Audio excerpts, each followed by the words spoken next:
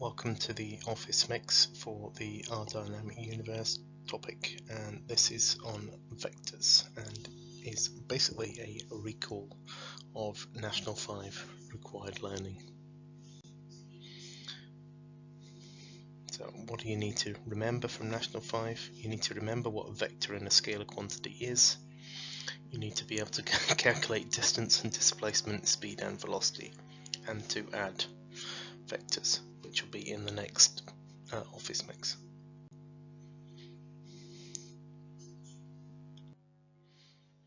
You remember that a scalar quantity is one that requires magnitude only to completely describe it, whereas a vector quantity requires magnitude and a direction to describe it.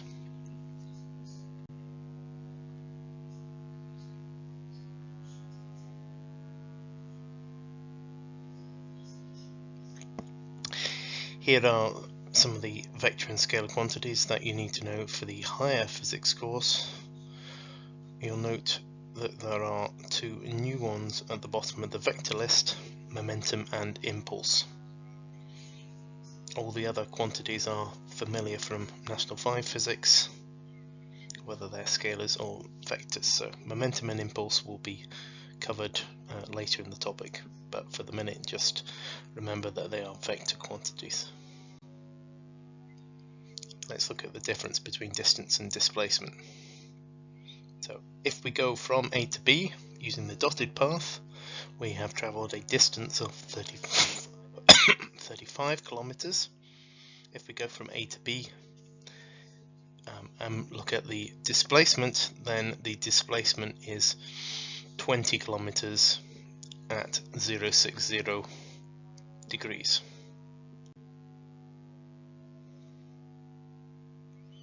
And this is what we've got here: the distance 35 kilometers, the total distance travelled along the route, the displacement, the relative position compared to the starting position, 20 kilometers at 060 degrees.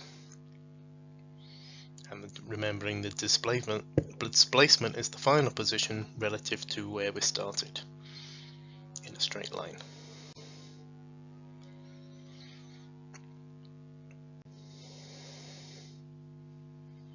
Okay, now let's look at speed and velocity. So average speed, v bar, that's the bar at the top there, is distance divided by time.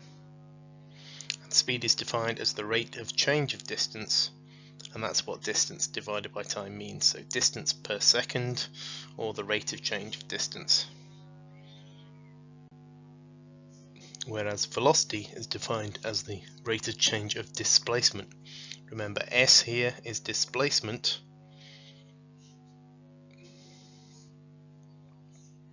measured in meters normally. Speed is a scalar, so only needs a magnitude, whereas velocity is a vector, so needs a magnitude and direction, and the direction being the same direction as the initial displacement. Here's a quick example. A runner sprints 100 meters east along a straight line and then takes a further 13 seconds to jog 20 meters back to the starting point. And also a reminder that drawing a diagram helps. We have to work out the speed and the velocity. So let's look at the total distance. So they have gone 100 meters and then 20 meters back, so 120 meters, but their displacement is 80 meters from where they started in the easterly direction, or 090 degrees. Calculating the speed. Speed is distance over time. 120 divided by 25 is 4.8 meters per second. Velocity is displacement divided by time.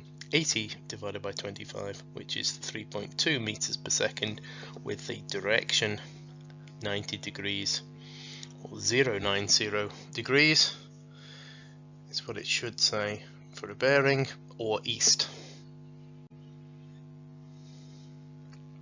Vectors are represented with a line and an arrow. The length of the line represents the size of the vector, so it's good practice to try and draw them approximately to scale. unless you're using a scale diagram, in which case you need to draw them exactly to scale. The arrow represents the direction. The sum of two or more vectors is called the resultant. Vectors can be added using a vector diagram. It is important in vector diagrams that vectors are drawn so they are tip to tail. So here's the first vector, and then we draw the next one, the tail of the arrow next to the tip. And then we have our resultant vector. So one vector, there's the tail of the next one, and the resultant.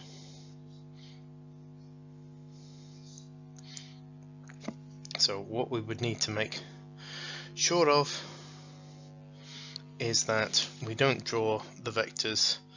For example, the first one could have been drawn wrongly this way. Oh, that's bad. Drawing like so, and then like so. And you can obviously see then they're not tip to tail, so the resultant vector is in the wrong direction. If we're looking at forces, because remember forces are also vector quantities, and these are the ones you'll really be asked at for higher physics, is that the resultant is the number of forces, that is one force has the same effect. And again, we need to describe it with the magnitude and the direction. Here's another example. A man walks 2 meters per second due north across the deck of a ship that is sailing due east. His resultant velocity relative to the sea, so we draw on the man's velocity up in that way, then we draw on the ship's velocity to the east, and then we have the resultant relative to the sea. Because these are at right angles to each other, we can work out the resultant velocity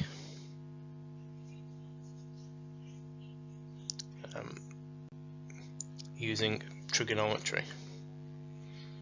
So Pythagoras, a squared plus b squared equals c squared, to give us our answer that appeared first, 5.4 meters per second, but we also need the direction. So this is the magnitude, because the question asks us for the magnitude, but we need the direction as well.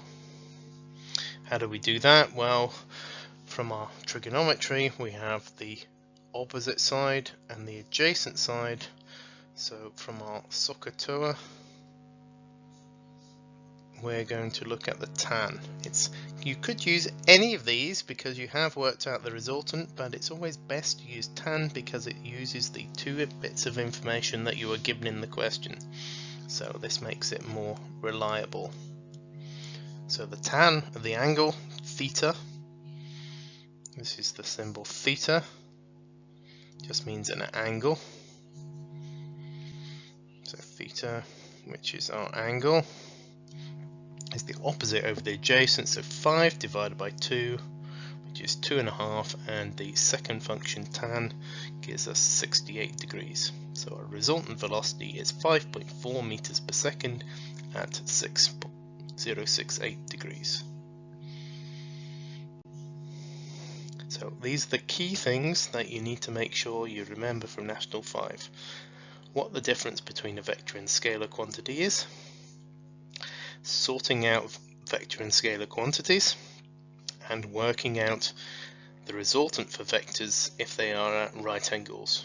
You can do this using Pythagoras and trigonometry, as shown here, or you can draw a scale diagram. Just make sure your diagram is large enough for the dimensions to be more accurate.